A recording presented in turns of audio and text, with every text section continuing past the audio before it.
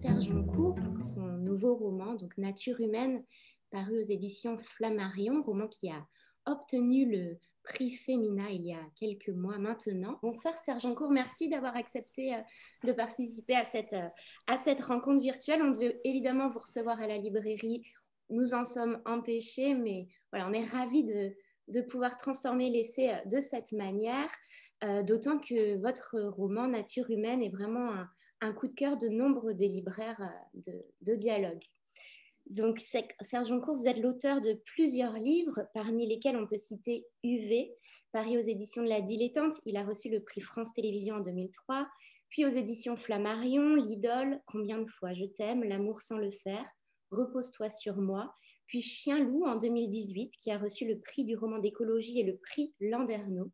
Et enfin, donc aujourd'hui, Nature humaine, dans un roman dans lequel vous poursuivez une réflexion profonde sur les liens compliqués entre la nature et les hommes, et vous nous offrez à lire une chronique minutieuse de la fin du siècle dernier avec un regard acéré sur ce qui compose le politique.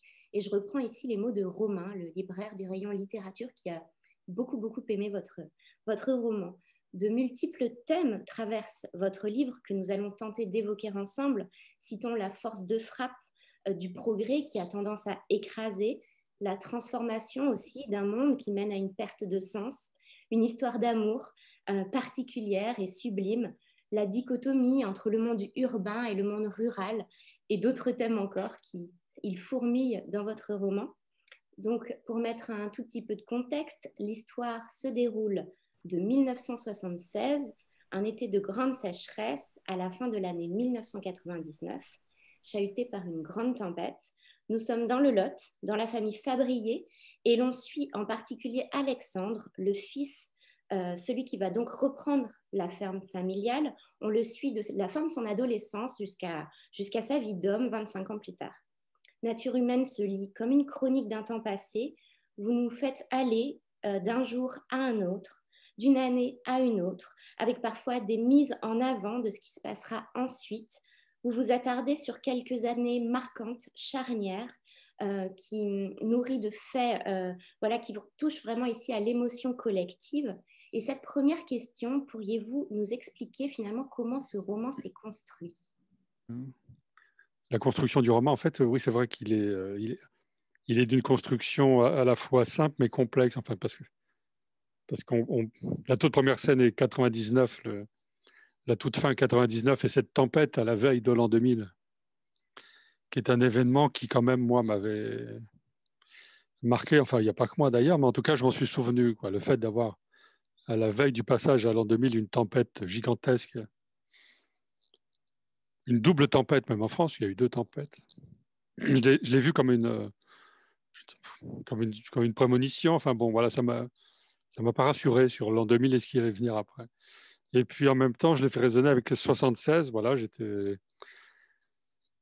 j'avais pas encore 15 ans, 13-14 ans, et j'ai un souvenir d'une canicule. Alors, on disait pas des canicules, on disait chaleur. Enfin, une sécheresse en tout cas, totalement folle. Du point de vue physique, j'ai encore le sentiment de la ressentir. En tout cas, j'étais en partie à ce moment-là à la campagne et il y avait comme une forme de... On se rassurait en disant que ça arrive une fois tous les 100 ans, quoi.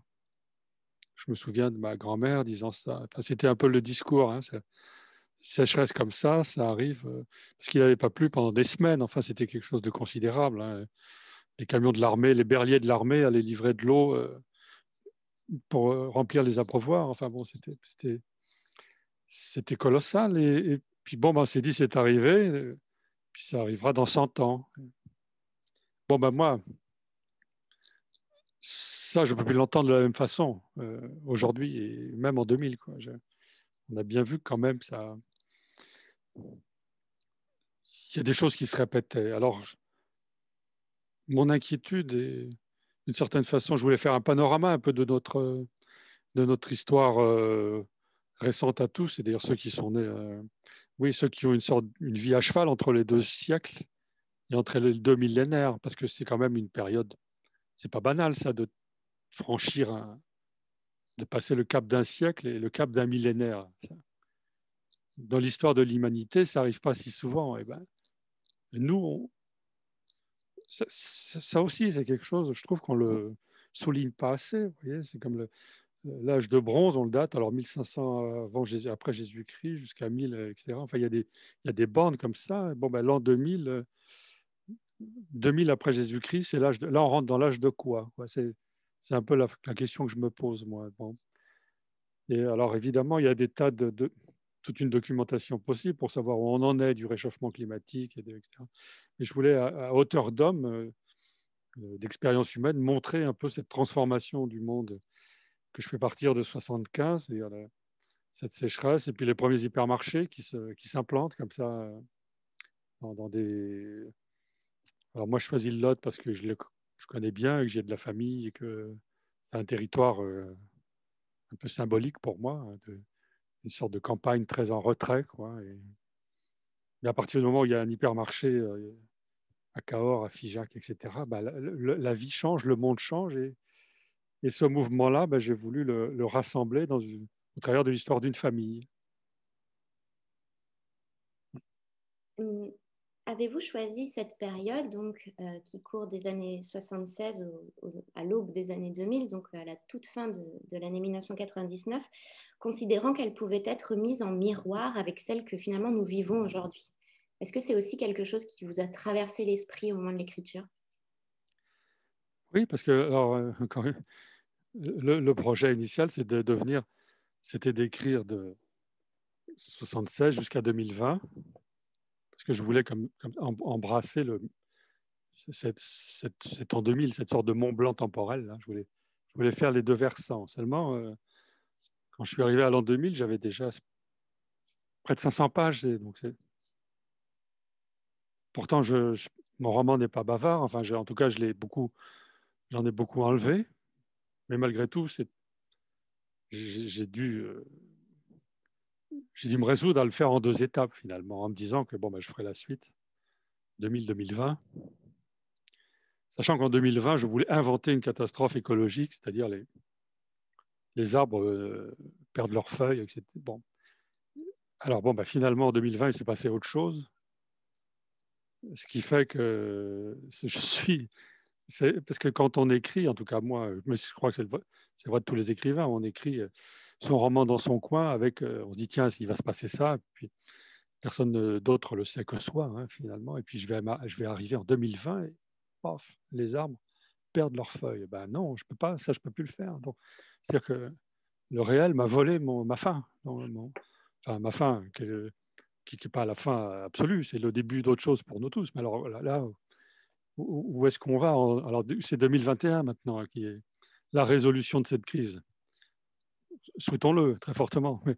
Mais donc, bon, bah, alors il n'empêche qu'il me reste ces années-là, 2000 à 2020, qui sont un peu la continuation de ce mouvement-là, de ce progrès à l'œuvre, on va dire, qui passe par je l'ai dit, l'hypermarché, mais aussi le téléphone qui arrive dans ces années-là. En tout cas, pour ce qui est de ma famille, c'est dans ces années-là qu'il est arrivé à la campagne avec ces poteaux de pin traités à l'arsenic que certains refusaient, hein, comme aujourd'hui certains refusent la 5G. Notre voisin refusait les poteaux de pin traités à l'arsenic, qui sont toujours, d'ailleurs, 50 ans après, ils sont toujours au bord, ils sont intacts, ce sont les mêmes, qui tiennent les mêmes fils quasiment, et ils n'ont pas bougé. Ça, c'est un truc, c'est très mystérieux. Et, et après 2000, il y a quand même eu, alors vous voyez ça, Internet et toutes les formes de communication, le téléphone portable. Il y a aussi peut-être des choses à raconter là-dessus, sur l'archéologie de notre rapport au téléphone portable. Moi, je me souviens au début, téléphone portable, c'est les années, oui, c'est 2000, quoi. Je voyais des gens autour de moi dans les cafés ou je sais pas, avec un téléphone portable. Je trouvais ça un peu prétentieux d'avoir un téléphone portable. Et puis finalement, je m'y suis mis très vite. Et puis c'est les autres. Alors là, c'est les autres qui me trouvaient moi un peu arrogant de sortir. Enfin bon, et puis il y avait parfois ce désir de le montrer qu'on a un téléphone portable. Il y a ceux qui téléphonaient au café ou au restaurant un peu fort, et qui se prenaient alors vraiment des débordé de réprobation. Ben, vraiment, bon, ben, tout ça, vous voyez, en 20 ans, il s'en est passé aussi dans notre environnement très proche, très immédiat, et dans notre rapport à l'autre, évidemment. Et comme ce roman, il est aussi question de cette famille parce que c'est un roman, on va dire, de la nature humaine, mais c'est aussi un roman, l'histoire de cette famille et la façon dont les familles ce que j'observe, en tout cas autour de moi, se mettent à distance, quoi. Il y a un moment, les familles, sans aller toujours jusqu'à s'engueuler, en tout cas, il y a quelque chose qui s'interrompt, quoi. Et en particulier entre Alexandre et ses 3 sœurs. Voilà, tant qu'on reste du côté de l'enfance, il y a les mêmes jeux, il y a il y a une sorte de légèreté comme ça. Et puis alors voilà, comme les sœurs, elles, veulent partir en ville et Alexandre reste à la ferme. C'est aussi, on pourrait dire, l'histoire de cette ferme et à travers cette ferme, de l'élevage sur les 40 dernières années. Enfin bon. Alors quand je dis ça, ça a l'air d'être un roman chargé. Je ne pense pas qu'il le soit. Enfin bon, après, le regard qu'a l'auteur sur son livre après coup, il est un peu subjectif nécessairement, hein, mais parfois quand même, je me dis comment j'ai pu mettre tout ça dedans. Il y a beaucoup de choses quand même. Alors justement, donc ce roman, son personnage principal que l'on suit, comme je le disais tout à l'heure, de sa toute fin d'adolescence jusqu'à l'âge adulte, il s'appelle Alexandre. C'est un personnage pivot à bien des égards. Est-ce que vous pourriez nous en parler un peu de cet Alexandre, nous le présenter, nous expliquer aussi comment il est né dans votre esprit? Et est-ce que c'est lui qui a finalement, c'est par lui que le roman est né? Le roman est né par lui et ses sœurs, parce qu'il existe vraiment au travers de ses sœurs. Et moi, j'aimais bien enfin, cette idée-là de mettre un garçon et 3 filles, sachant que c'est les filles à ce moment-là, les années 70, qui ont, elles, la possibilité de s'émanciper, de faire autre chose. C'est là un peu que ça s'inverse finalement. Enfin, en tout cas pour cette famille, c'est les filles qui sont libres de faire les études qu'elles veulent, d'aller en ville, alors que lui est un peu assujetti à ce rôle-là, et est un peu tributaire du passé, de ce rôle d'héritier. Enfin, en tout cas, il doit reprendre la ferme, quoi. Donc c'est lui qui est dans la contrainte et c'est les filles qui sont libres. Ça m'intéressait de montrer ça. Donc lui, il ne peut pas exister en dehors du rapport à ses sœurs, sachant qu'après, ses sœurs, surtout la plus grande, il va de temps en temps aller la voir à la ville, à Toulouse, hein, puisque les 3 sœurs partent à la ville. Donc elles sont dans un autre univers quand même, parce qu'il y a... De la même façon, j'explore un peu ces 2 mondes, quoi, le monde rural et la ville. Enfin, évidemment, il y a Paris, mais il y a Toulouse, il y a Brest, il y a Strasbourg, où les modes de vie sont totalement différents par rapport à ce qui peuvent être dans une ferme isolée, on pourrait presque dire un peu autonome comme ça, perdu dans cette campagne. Donc, et ça, j'avais presque un peu le sentiment de l'écrivain de faire un Alexandre un peu passéiste, un peu personnage peut-être un peu ringard, qui finalement, cette année 2020 aura changé le regard, y compris sur ce Alexandre qui était presque devenu le personnage dont enfin, finalement, on avait tous plus ou moins envie d'être Alexandre, c'est-à-dire d'être dehors, libre de ses mouvements, en plein air. Notre regard, je crois quand même, a un peu changé sur la campagne et sur les agriculteurs.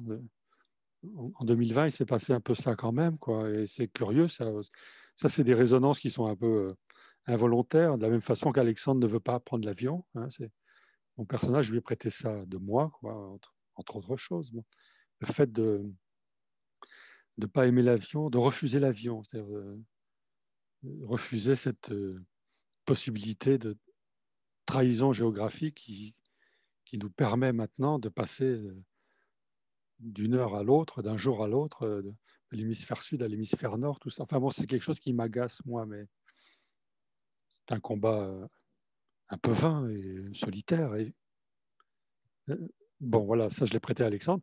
Ce qui fait d'ailleurs qu'il va avoir une histoire d'amour un peu compliquée avec Constance, qui est la jeune femme allemande, hein, qui, elle, au contraire, est une fille qui voyage beaucoup, qui a envie de découvrir le monde. Et ben, ces deux-là, ils s'aiment, mais ils sont irréconciliables. Bon, ben, de la même façon, c'était un peu un des sujets, ça le reste un peu d'ailleurs encore, cette faculté-là de courir le monde. Déjà, on en est empêché. Je veux dire, on en est tous. Moi, j'ai passé 3 mois là, à la campagne, j'ai pas vu un avion dans le ciel, ou un ou deux, alors que normalement, la nuit, on en voit des dizaines passer. Ouais. Donc, il y a une sorte de bouleversement du monde là, qui d'une certaine façon, aurait presque à donner raison à Alexandre, alors que je l'ai écrit, moi, comme un personnage complètement hors sujet, un peu hors jeu, vouloir vivre à la campagne, se poser la question du voyage, de la mondialisation. Bon, ben, ça, c'est une chose un peu curieuse, de sentir que le roman qu'on a écrit, je l'ai écrit en 2019 et 2018, il sort en 2020, et bien il sort, et d'une certaine façon, le regard qu'on avait sur ce roman, que pouvait avoir mon éditeur en janvier 2020, quand je lui ai montré, et puis en juillet 2020, n'est plus le même sur le roman et sur les personnages. Ça, c'est quand même assez sidérant, si vous voyez, parce que je l'assumais de faire d'Alexandre qui ne prend pas l'avion, qui ne suit pas cette fille à l'autre bout du monde. Enfin, tout ça semblait un peu passéiste et réactionnaire. Et en fait, c'était presque avant-gardiste. Bon, donc, il y a un rapport un peu étonnant de cette petite histoire que j'ai rassemblée moi et de sa résonance avec le monde qui l'a accueilli. C'est très étrange, ça. Et vous Voilà. évoquez le fait que voilà, il y aurait peut-être ou sûrement un 2020 et un livre qui parlerait de ces années-là. Du coup, bah, le fait que aujourd'hui Alexandre y paraisse presque tendance, est-ce que ça modifie, vous, votre manière d'envisager ce prochain livre? Ça modifie, bah, oui, ça modifie radicalement, puisque bon, cette sorte de catastrophe écologique, moi, je l'ai vécu au travers du buis, qui sont des arbres. On a une maison dans le Lot qui est entourée de chênes et de buis, et tous les buis sont morts il y a 3-4 ans, hein, et ont perdu alors que les buis, c'est les seuls qui gardent leurs feuilles toute l'année, qui sont verts toute l'année. Donc ça change le décor. Et moi, avec d'autres autour de moi, on a essayé de traiter ces buis un par un, mais c'est pas possible. Pour enlever les chenilles qui sont foutues dessus, des chenilles qui viennent d'Asie, qui viennent de Chine, encore une fois. Donc ce combat-là, j'ai dit, je vais l'étendre des buis aux chênes, sachant que les chênes, c'est ce qui continue sur le Causse, là-haut, voilà, c'est ce qui peuple un peu les collines. Donc, et la question, depuis 2-3 ans, je me la pose avec ceux de ma famille aussi, si les chênes n'avaient plus de feuilles, qu'est-ce qui se passe? Enfin bon, et en fait, c'est tout à fait possible. Il suffirait qu'il y ait un papillon noir qui travaille les chênes. Là, ça, c'est quand même quelque chose d'assez récent, de ce périmètre, ce territoire que je connais depuis toujours et que j'ai l'habitude de voir ben, voilà, euh, vert à l'été et puis plus ou moins atténué et marron à l'automne et plus ou moins. Enfin, ce cycle-là des saisons, moi, il est indiscutable. Et bien, pourtant, on a vu des chênes qui faisaient plus des buis, pardon, qui faisaient plus de feuilles. Ça, c'est un peu aussi ce qui a donné l'idée du roman dans son ensemble. C'est-à-dire que pour faire une sorte de constat de l'évolution des conditions climatiques, il suffit. Bien sûr, on peut consulter les rapports du GIEC et revenir au traité de Rome, etc. Mais tout simplement, moi, à force d'insister dans les mêmes décors et les mêmes paysages depuis des décennies, je les vois transformés. Donc voilà, donc ça reste toujours parce que il y a eu 2003, c'est canicule, mais il y en a eu d'autres et maintenant on est arrivé là depuis 2017, non plus à se poser la question de savoir est-ce qu'il y aura une canicule, mais est-ce que ce sera en juin, en juillet ou en août? C'est-à-dire qu'on a assimilé ça. Bon, mais ça a une résonance. Et sur le terrain, moi, je vois des mares qui sont devenues, il y a toujours eu de l'eau ou des réserves qui ont toujours eu de l'eau, même en été. Cet été, elles étaient à sec, avec de la vase, et les oiseaux, les jets se piégeaient dedans, comme dans la marée noire de l'Erika qui conclut un peu la première enfin, nature humaine, quoi. Donc, cette idée de voir les jets. Donc, j'ai acheté une épuisette géante là, pour sortir les jets de la vase, parce qu'ils viennent boire, mais il n'y a plus assez d'eau, donc ils se piègent là-dedans eux-mêmes. Et cette nature-là, qui me semblait une sorte d'élément rassurant depuis toujours, à tout moment, je pouvais m'y réfugier. J'étais là, un peu baigné dans l'intemporel et l'inaltérable. Ben, finalement, je vois bien à l'œil nu que c'est très fragile et que ça peut basculer. Voilà, cet été, il y avait quand même très, très peu de feuilles. Hein, dans ces territoires-là, j'y ai beaucoup marché, fait du vélo. Et je sais les coins où il y a de l'ombre, ben, là, il n'y avait pas d'ombre. C'est très étrange, ça, quand même. Bon, ben, ce mouvement de 2000 à 2020, 21, je ne sais plus maintenant. Voilà, il y a quand même cette cohérence-là d'une transformation, quoi. Et d'ailleurs, dans Nature humaine, la première partie, ce que je pourrais dire maintenant, il y a aussi question de zoonose, parce que en tant qu'éleveurs bovins, ils sont rattrapés par la vache folle dans les années 90. Et ça, déjà, c'était une zoonose. Et ce qui est un peu affolant, c'est qu'on l'a oublié. De la même façon que quand je fais cette histoire d'amour j'écris cette histoire d'amour entre Alexandre et Constance dans les années 80, mais nécessairement se pose la question du sida, c'est-à-dire que Constance voyageant pas mal et Alexandre restant là, donc quand il se retrouve après 3 ans sans s'être vu, se pose la question là d'acheter un préservatif qui quand même c'est une sorte d'inédit, quoi. Et ça, Alexandre ne s'était pas posé cette question et finalement ils ne peuvent pas faire l'amour tant qu'ils n'ont pas acheté un préservatif. Bon ben, le sida, on a parfois tendance à oublier que ça existe encore aujourd'hui, qu'il y a des millions de contaminations tous les ans, y compris en France. Enfin, ça,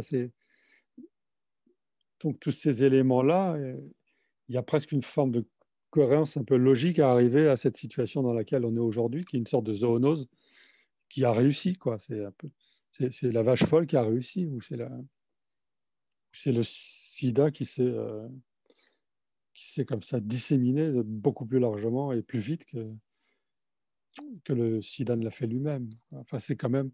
Donc tout ça est à l'œuvre, ça nous travaille d'une façon souterraine, mais c'est là, hein, le dérèglement climatique, zoonose et mondialisation. Bon, ben, ce roman, il essaie de rassembler ça aussi quand même, enfin de l'incarner.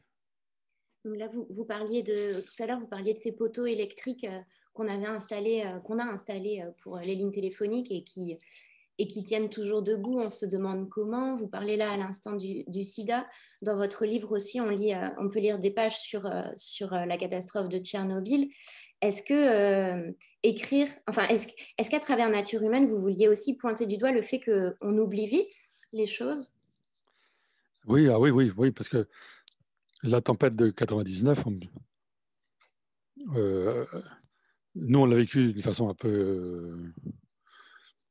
Enfin, j'étais dans le Lot à ce moment-là, d'une façon un peu forte quand même, hein. On a passé la nuit à se demander si les arbres allaient tomber sur la maison ou pas. Enfin, c'est comme, alors, ils ne sont pas tombés, mais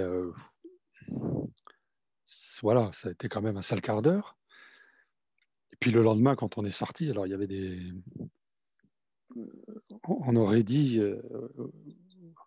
oui, un tapis de bombes qui est tombé sur des pans de forêt, quoi. Les arbres étaient tous tombés dans le même sens, enfin, alignés comme ça, comme s'ils avaient été soufflés par une explosion, quoi. Et puis en plus de ça, on n'avait pas d'électricité pendant plusieurs jours. Ce qui fait que l'an 2000, on l'a fait à la bougie, c'est-à-dire que c'est en 2000 qu'on nous annonçait comme dans les années 70-80, l'an 2000, c'était une sorte de territoire de promesse, ou alors il y aurait des voitures qui volent, on ne mangerait plus que des repas en gélules, on soignerait toutes les maladies. Enfin, c'était quelque chose de... Ça serait un autre monde, quoi. Et finalement, la réalité, c'est qu'on s'est retrouvé à chercher les lampes tempêtes de la grand-mère. Donc, euh, c'est quand même une sacrée claque, ça. Euh, mais on l'a oublié. Enfin, moi, je l'avais relevé dans ma famille en l'évoquant et voilà, une belle sœur qui avait oublié ça, cet épisode, c'est quand même. Et de la même façon, Tchernobyl, on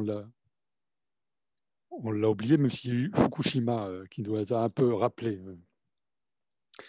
Mais on pourrait parler de l'ammonitrate, enfin les nitrates d'ammonium et l'explosion du Liban, enfin à Beyrouth au mois d'août.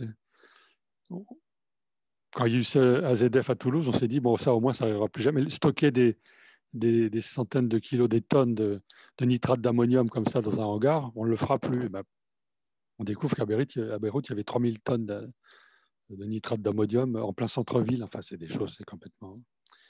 Donc, moi, je suis toujours un peu, je suis pas rassuré par nous. Enfin, l'humain me rassure pas.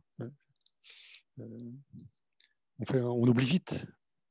De la même façon, la vache folle, moi, je suis pas totalement sûr qu'il n'y ait pas d'élevage en Amérique du Sud, au Royaume-Uni, je sais pas, enfin, des farines animales, on en fait encore, quoi. Bon, est-ce qu'elles sont bien contrôlées vraiment, etc. Parce que la vache folle, on l'a oublié, mais c'était quand même à un moment, on s'est quand même, en tout cas pour ceux qui mangeaient de la viande, on s'est posé la question de savoir si on n'avait pas mangé le steak de trop, parce que voilà, il y a eu 250 morts quand même, et puis on a liquidé des millions de bovins dès qu'il y avait une suspicion dans un élevage, mais ça, c'est vrai aujourd'hui en ce moment même, enfin cet après-midi, dans des élevages de canards dans le sud-ouest. Hein, donc, bon, ben, tout ça, à tout moment, ça se passe, ça dure 2 jours et on oublie. Quoi. Et donc, c'est aussi, vous avez raison de souligner ça. Ce roman, je l'ai écrit pour moi, mais aussi peut-être pour marquer un peu les choses, qu'on les oublie pas. Parce que sinon, ça se répète. Quoi. C'est un peu voilà, c'est la sécheresse de 76, on l'a oublié. Puis en fait, non, maintenant, on ne peut plus oublier. Moi, je prends beaucoup le train, enfin, en temps normal, mais vous regardez les pavillons un peu partout en France, ouais, le nombre de blocs de climatisation qui ont été installés partout. Toutes les maisons à la campagne, ou presque, ont maintenant une climatisation. C'est-à-dire qu'on se prépare à ça. Donc, on a assimilé le fait que c'est légitime, normal, alors que non, c'est pas normal qu'il fasse 40 pendant 8 jours dans le Lot comme il l'a fait cet été. Quoi. Donc, c'est une façon d'insister. Puis de la même façon, oui, quand on aura réglé ce problème de coronavirus, au bout de 3 mois, on passera à autre chose. C'est ce qui s'est passé après le premier confinement. Cet été, c'était fini. Quoi. Enfin, moi, dans ma famille, j'étais plutôt prudent et c'était perçu comme une attitude un peu suspecte de ne pas faire la bise. Enfin, c'est pas possible. Il va pas... Ben non, je fais pas la bise. Mais enfin, pourquoi? Parce que c'est pas fini. Quoi. Enfin, bon.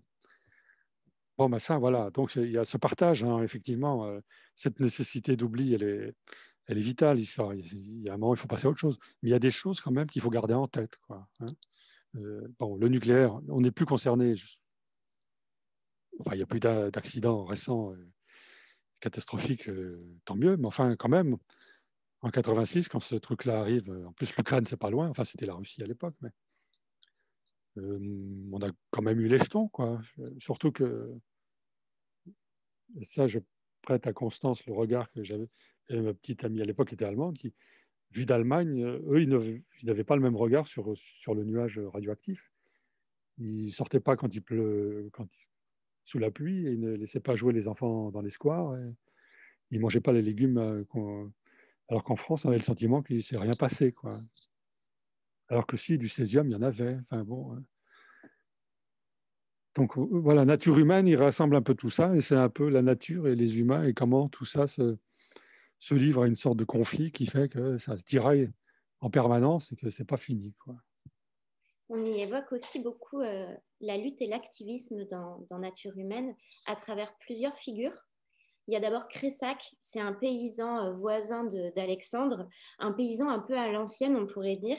Il est engagé, lui, dans la lutte dans le Larzac et il voit, lui, d'un mauvais œil l'installation de ces poteaux électriques à l'arsenic.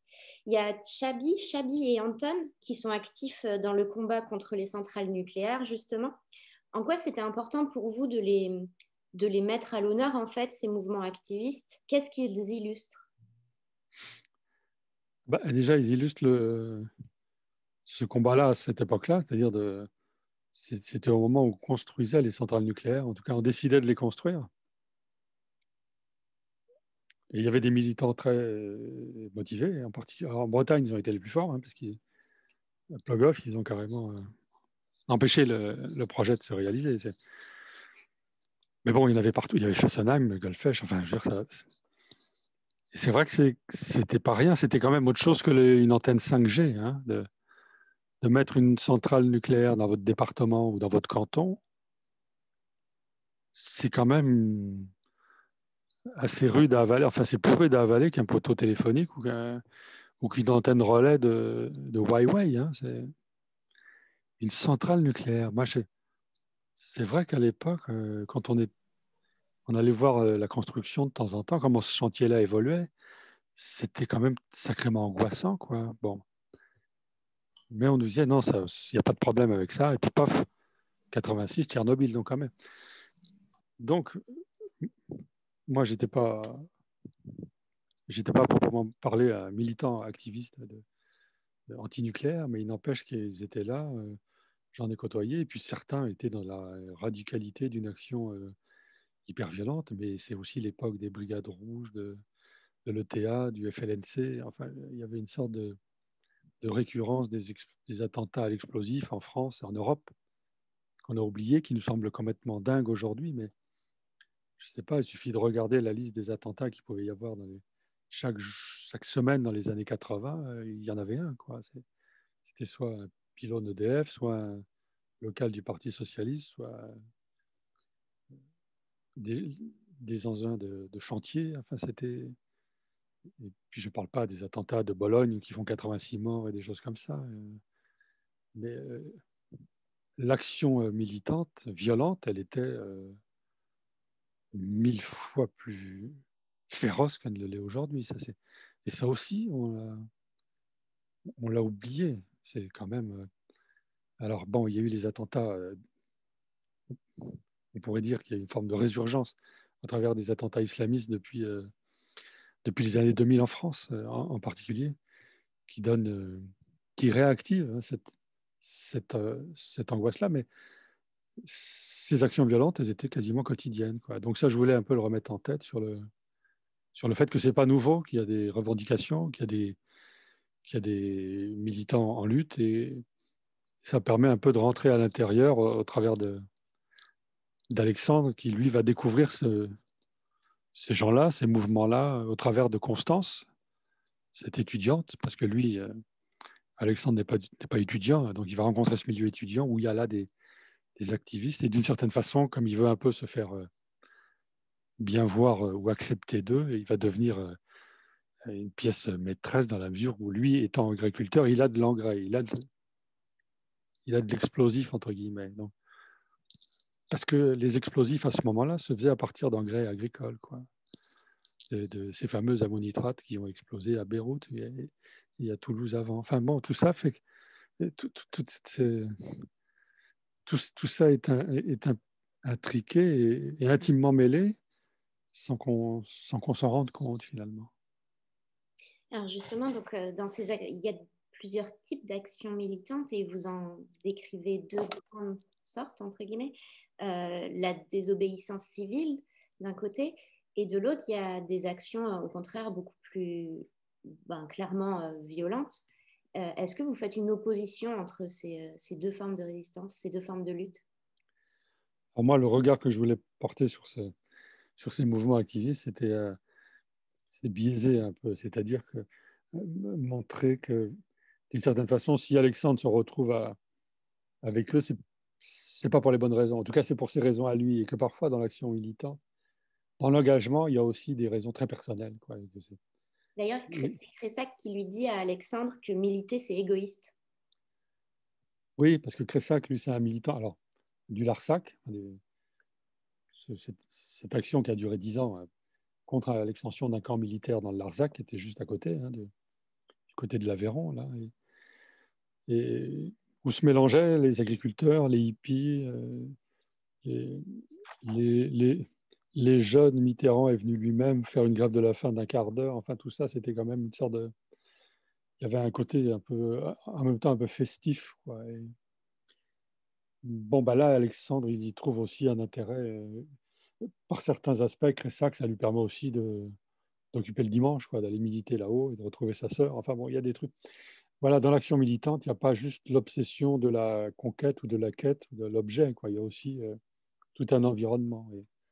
Et pour Alexandre, c'est important pour lui de rejoindre ce mouvement pour simplement rejoindre Constance. Et c'est comme ça qu'ils vont faire une action militante qui a d'ailleurs qui semble totalement, comment dirais-je, baroque et un peu et inventée alors qu'elle est vraie. C'était cette idée qu'ils ont fait comme ça autour de Golfech dans 3-4 départements de distribuer des tracts parce qu'il bon, il n'y avait pas Internet. Hein. Début des années 80, il fallait distribuer des tracts si on voulait faire passer un message. Il ne suffisait pas de faire un tweet pour faire passer un message, il fallait passer chez l'imprimeur, faire des photocopies, faire des tracts et ils distribuaient des tracts, des faux tracts de EDF qui demandaient à tout le monde de changer l'ampérage de tout l'appareillage électrique qu'ils pouvaient avoir, le grille-pain, le sèche-cheveux, la machine à laver, tout ça, au cas où on connecte un jour de l'électricité venue d'une centrale nucléaire. Parce que s'ils ne faisaient pas ces changements-là, tout allait exploser chez eux. Donc tout ça devait faire naître une sorte de peur, nourrir chez l'ensemble de la population une sorte de peur panique du nucléaire. C'était une fake, voilà, c'était, on dirait une fake news aujourd'hui. Sauf que pour faire circuler une fake news à l'époque, il fallait faire 200 000 prospectus. Bon, ben, après, il fallait les distribuer. Bon. Donc, Alexandre va se lancer dans cette action-là avec Constance, et c'est là qu'ils vont finalement se découvrir aussi tous les deux. Et elle étant militante écologiste, née à Berlin, Berlin-Est, c'est la première fois qu'elle va passer une nuit en pleine campagne, à la Belle Étoile, comme elle le découvre. Et c'est au travers d'Alexandre qu'elle-même va s'initier d'une certaine façon à la nature, à cette nature qu'elle défend. Bon, ouais, ça c'est aussi. Oui, voilà, ça c'est des intentions que je glisse à mes personnages qui ont l'air un peu folles ou excessives, mais qui parfois sont vraies. Donc voilà, son activisme à lui, il est très intéressé, il est égoïste. Mais il évolue au fil du roman aussi. Alors bien sûr, après, étant agriculteur et faisant de l'élevage de vaches allaitantes, c'est-à-dire de vaches, ces vaches, pas pour faire du lait, mais pour manger. Donc, il va se trouver nécessairement en lien avec l'hypermarché, parce que bon, le fait qu'un hypermarché s'installe à côté va complètement réorganiser les schémas de distribution. Alors, à partir de quel moment on se met à travailler avec l'hypermarché? Oui, mais alors à ce moment-là, il faut répondre à son cahier des charges. Alors, est-ce qu'on change? Donc, est-ce qu'on prend plus de bêtes? Ah oui, on prend plus de bêtes, mais à ce moment-là, si on prend plus de bêtes, on risque de faire venir des maladies dans le troupeau. Donc, il faut un local de quarantaine, il faut investir. Enfin, toutes les questions qui se sont posées à pas mal d'agriculteurs à un moment. Et le virage, on le prend ou pas, quoi. Et tout ça, encore une fois, c'est ces années-là, 70-80. Oui, le monde agricole est bouleversé. Et donc, d'ailleurs, c'est trois générations que l'on rencontre en fait dans Nature humaine qui se succèdent à la tête de la ferme. Il y a d'abord les grands-parents qui ont quitté la ferme maintenant parce que c'est le père d'Alexandre qui en est à sa tête et qui habite un petit pavillon un peu plus bas. Donc, il y a les parents d'Alexandre et Alexandre. Et au travers de ces trois générations, c'est vraiment les bouleversements du monde agricole que l'on va aussi découvrir. Vous parliez de l'installation de ce supermarché et il y a une anecdote, un épisode un peu grotesque où le père d'Alexandre va voir un monsieur de ce supermarché et le monsieur lui dit que sa viande n'est pas assez rouge, par exemple, pour les nouvelles habitudes des consommateurs. Est-ce que vous pourriez nous raconter un peu ça? Oui, en fait, sa viande, comme les vaches sont dehors, en plein air, plutôt musclées, sur des terrains en pente. Le fait qu'elles aient du muscle, une fois qu'on est dans... La viande est découpée sous les éclairages très étudiés qu'il y a dans les hypermarchés. On ne se rend pas compte de ça, mais l'éclairage qu'il y a dans les rayons viande ou charcuterie, c'est pas là du tout par hasard. C'est fait pour donner un certain éclat à certains produits. Et bon, et quand une viande de bovine est trop musculeuse et un peu persillée, ben, elle est moins rouge, c'est-à-dire elle éclate pas au regard, quoi. Alors qu'une vache laitière réformée, qu'on va finir d'engraisser pendant un an ou deux, ou voire moins, enfin, une vieille carne qui a plus de 10 ans, eh ben, elle sera plus rouge, alors que franchement, au goût, ça ne sera pas terrible. Ça, c'est quand même une sorte de... Ça me permet aussi de mettre en scène cette histoire du jambon, parce que ça, c'est quelque chose d'aussi stupéfiant, moi, dans ma famille, j'ai vu, enfin, jusqu'à ouais, il y a une dizaine d'années, ou peut-être ouais, un peu plus, non, une dizaine d'années, tuer le cochon, comme on disait, et les jambons, pour faire un jambon, il faut prendre les trois noix, enfin bon, bref, et quand on fait un jambon, il est pas rose comme ça, quoi, enfin, alors que là, on voit des jambons roses éclatants, et plus ils sont roses, plus ils sont appétissants, alors que c'est pour ça que, c'est un moment, le père dit, oui, pour avoir des jambons roses comme ça, il faut élever les cochons au cassis, c'est pas possible, quoi.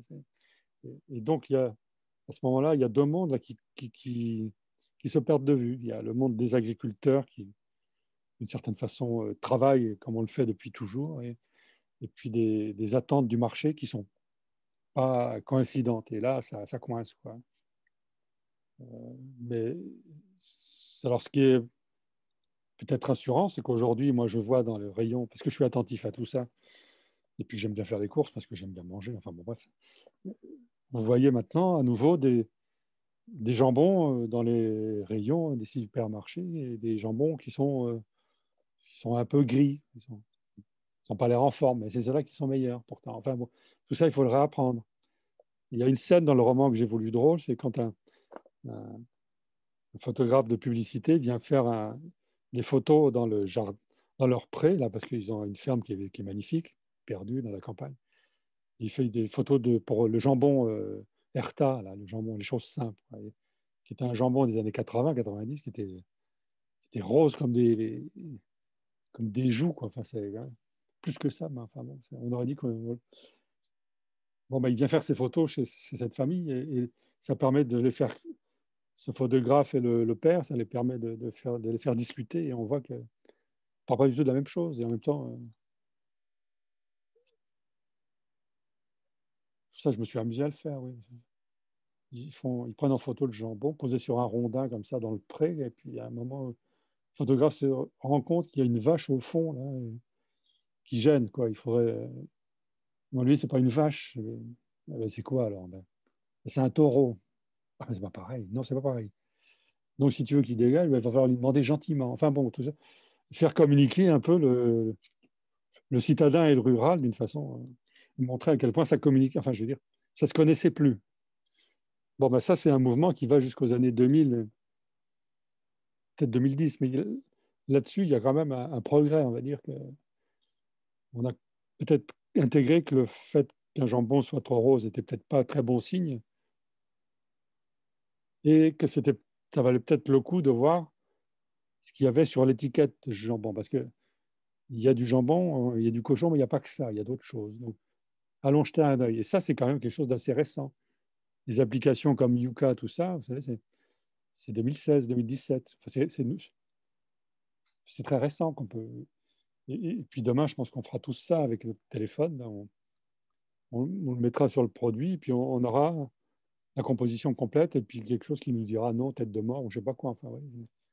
Donc, mais ça, je le vois aussi d'une façon très concrète autour enfin, du côté de chez ma famille, où il y a des marchés, des mini-marchés de producteurs qui se sont créés depuis 5-6 ans, où les producteurs se rassemblent et viennent vendre alors, les légumes, le fromage, la viande. Bah là, au début, on s'est dit, voilà, ça ne marchera jamais parce que ce n'est pas très sexy, etc. C'est moins clinquant que le Carrefour, hein, ou le Leclerc. Et finalement, non, il y a du monde qui y va. Donc, il y a quand même là-dessus, c'est une raison d'espérer, quoi. On se, re- on se repose la question de savoir comment c'est fait, ça, un jambon, des pâtes, hein. De la même façon, le premier confinement, il n'y avait plus de pâtes nulle part dans les rayons. Mais c'est là qu'on s'est souvenu que finalement, bah oui, les pâtes, ça ne se faisait pas comme ça. Il fallait du blé. Et le blé, c'est le truc qu'on voit quand on plante le train. Vous savez, les champs comme ça, c'est du blé qui sert à faire les pâtes. Donc, il y a un moment, on avait perdu on ne faisait plus le lien entre les deux. Donc ça, c'est des raisons d'espérer dans la mesure où il y a une prise de conscience. Le progrès que vous définissez, que vous exprimez dans le roman, finalement, il a plus du tout ce mot, ce sens-là aujourd'hui. À chaque génération correspond une définition du mot progrès. Oui, alors sans aller jusqu'à parler du monde d'avant, alors on serait rentré maintenant dans le monde d'après, le monde d'avant, tout ça. Aujourd'hui, on ne sait pas où on en est, hein. On est tous un peu perdus. Mais il n'empêche qu'il y a quand même des choses qui nous sont apparues, quoi, et qui ne nous étaient pas du tout présentes à l'esprit en 2000. Enfin, il y a 20 ans, il y a même 10 ans. Ça c'est sûr. D'ailleurs, il n'y a qu'à voir le nombre de magasins bio, etc. Enfin, tout le monde, même Carrefour va être bio maintenant. Enfin, je veux dire, bon, ben voilà, bio, il y a une exigence derrière malgré tout, hein. Après, il faut aller voir de près, mais il y a quand même. Et puis simplement l'idée de se dire, ah bah oui, en fait, pour faire des pâtes, il faut du blé, donc il faut des agriculteurs. Ça, c'est quelque chose qu'on avait perdu de vue. C'est-à-dire qu'on ne voyait plus des produits que les hypermarchés. C'est là, et c'est là tout le temps. Bah déjà, non, il suffit de 3 jours sans camion pour qu'il n'y ait plus rien dedans. Et des choses comme ça relève un peu, ça démontre la fragilité en même temps de notre système qui avait l'air si sûr de lui. Dans Nature humaine, vous nous offrez aussi à réfléchir à la rupture qu'il y a entre les villes et les campagnes. Donc, Alexandre, par exemple, se sent terriblement paysan quand il est à Toulouse. Et au fur et à mesure du roman, on voit qu'il y a une construction d'autoroute qui va avoir lieu, qui va traverser la vallée en fait, dans laquelle se trouve la ferme. Ça anime beaucoup les esprits. Et donc, on voit qu'une rupture de plus en plus profonde naît entre le monde rural et le monde urbain. C'est l'intérêt aussi c'est la question de l'intérêt collectif que vous posez ici. Qu'est-ce que c'est que cette situation, cette construction d'autoroute? Qu'est-ce qu'elle va faire naître dans l'esprit des personnages de votre roman? La construction d'autoroutes, c'est pareil, c'est que ça nous est arrivé. En fait, c'est ça aussi. En fait, le roman, il est rempli de vécu, quoi. Enfin, je veux dire, c'est du réel recomposé. Parce que non, mais ça n'arrive pas à tout le monde d'avoir les autoroutes, j'en prends comme tout le monde, etc. Mais on ne se pose pas la question de savoir comment ça se passe quand on construit une autoroute et comment c'était cette vallée, comment elle était avant l'autoroute. C'est vertigineux, ça. Bon, moi, je suis dans une zone, on a des terrains où alors l'autoroute devait passer dessus. Ah bah, mince, alors dire. Bon, ça, c'est des projets, ça se prévoit, c'est 10 ans avant, vous voyez. Donc, il y a un projet d'autoroute. Ça passera par là. Et quand vous habitez par là, vous êtes un peu inquiet. Ah bon, mais on a une maison, là. Et puis finalement, non, bah non, l'autoroute, elle va passer de l'autre côté. Et puis de l'année prochaine, on dit, bah, l'autoroute, on ne la fait plus parce que Chirac est plus Premier ministre. Ah bon, bah, et on oublie. Et puis Pape Chirac redevient Premier ministre. La Corrèze, il faut qu'elle soit reliée à Paris et à l'Espagne. Donc, il va faire l'autoroute. Et ici, ah bah non, c'est pas possible. Et donc, alors là, il y a encore un engagement, une lutte contre cette construction d'autoroute. Et finalement, elle va se faire malgré tout, même si c'est le vieux Cressac qui, d'une certaine façon, comment dirais-je, va leur éviter que l'autoroute passe pile au milieu de la ferme, quoi. C'est parce qu'il a un truc, quoi. Alors, je ne peux pas le dire si on ne l'a pas lu, mais ça, c'est pareil, je ne l'ai pas inventé. C'est un truc, alors vraiment. Cette autoroute, on s'était fait à l'idée, bon, ben, elle va passer là, bon, on va vendre on va se casser de la maison, parce que c'est pas possible. On va pas vivre avec une autoroute à 200 mètres. Enfin, vous savez, une autoroute, ça fait du bruit, hein. L'autoroute, maintenant, elle est à 6 km, mais ça fait du bruit quand même, quoi. Et cette histoire de Cressac, eh ben, je ne l'ai pas inventée non plus. Alors, soit je dois être un peu plus observateur que la normale, soit il m'arrive des choses de façon un peu rassemblée comme ça, mais l'histoire de le premier amour avec la jeune Allemande venue d'Allemagne de l'Est, ben, ça m'est arrivé. Voilà, mon premier amour, quelqu'un qui venait de l'Allemagne de l'Est, donc c'est pas simple. L'histoire de l'autoroute, de la centrale, tout ça. Enfin, donc, on est tous finalement, tout quand on connaît une forme d'archéologie du monde qu'on a vécu, de l'époque qu'on a traversée. Hein. Et, donc moi, à un moment, je me suis décidé à tout mettre en scène.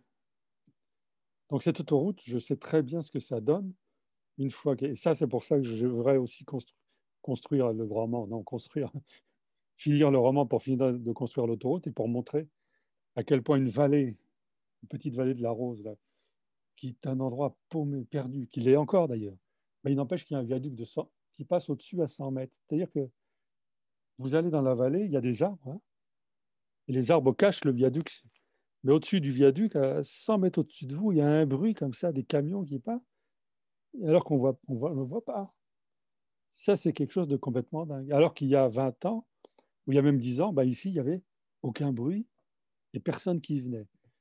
Et ben aujourd'hui, il y a 20 000 voitures par semaine. C'est totalement dingue. Bon, ben, ça vaut le coup, ça, de l'écrire, en tout cas, oui, de le faire vivre, en tout cas, de le rapporter, de le faire ressentir. En parlant de ce qu'il y a de vous dans ce roman, est-ce qu'on peut dire aussi qu'il y a cet amour de la nature? Alexandre, il finit par être heureux d'être paysan parce que vous décrivez une nature aux mille senteurs, aux mille couleurs, une vie faite de terre patiente et de coteaux endormis. Euh, Est-ce que c'est vous aussi, ça, ce rapport essentiel à la nature? Ah oui, oui, alors voilà, Alexandre, mais lui, alors plus que moi, enfin, en tout cas, il y arrive mieux, ce besoin de vivre dehors. Enfin, ça, je le vois au travers de mes proches, de ma famille, de ceux qui sont agriculteurs, qui, sont, qui se sentent avant tout riches de ça, de vivre dehors. Et il y en a certains, je pense à un oncle, bon, le fait de le voir dedans, c'est très étrange. C'est comme si, vous voyez, c'est un animal sauvage qu'on met à l'intérieur. Il n'est pas à l'aise, il ne sait pas quoi dire, il ne sait plus quoi faire. Alors que dehors, il sait tout faire. Bon, il y a des êtres comme ça, appelés par le dehors. Alexandre, il est comme ça, il aime être dehors. Et puis cette nature, il la connaît. C'est-à-dire que quand il voit il voit une prairie où il y a des vaches, et ben, il voit pas de l'herbe, il voit du trèfle, du régras, de la fétuque, de la févrole. Enfin, il voit le mélange des herbes qu'il y a.